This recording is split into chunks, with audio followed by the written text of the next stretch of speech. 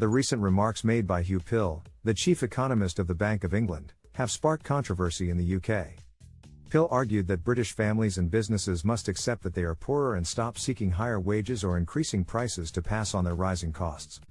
He added that a pass-the-package game is happening in the economy, with everyone trying to pass on their costs, which is leading to inflation. He urged people to accept that they are worse off and to stop trying to maintain their real spending power by increasing prices. However, Pill's comments have drawn criticism, with some accusing the Bank of England of being out of touch with the cost of living crisis facing many households in the UK. Inflation in the UK has risen to its highest level in decades. And many people are struggling to make ends meet as prices for food, energy, and other essentials continue to rise.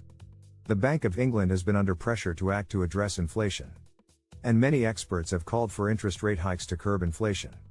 However, there are concerns that raising interest rates could hurt households and businesses that are already struggling. Pill's remarks also come amid a wider debate about the role of central banks in addressing the economic challenges facing societies around the world. Many economists argue that central banks have limited tools to address structural problems, such as rising inequality and stagnant wages. Some have called for a more activist role for governments and a rethinking of monetary policy. There is also a growing recognition that the current economic system is not working for everyone. Many people feel left behind and are struggling to make ends meet, while the small elite accumulates vast wealth. There is a growing sense that something needs to change, and that the current economic system is not sustainable in the long term.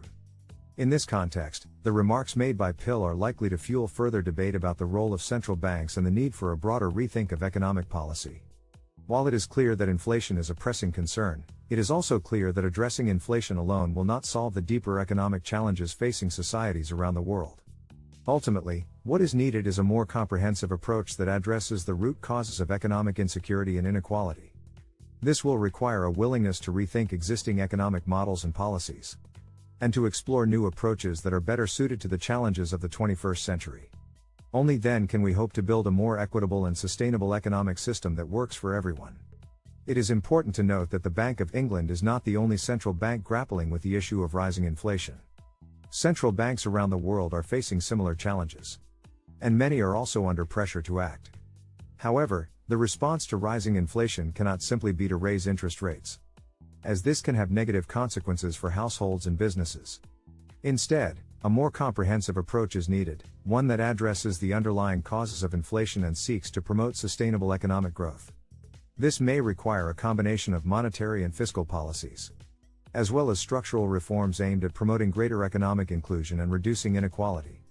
Ultimately, the challenge of rising inflation is not just an economic issue, but a social and political one as well.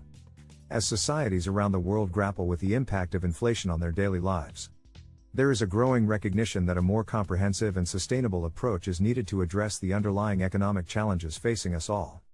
Thanks for watching.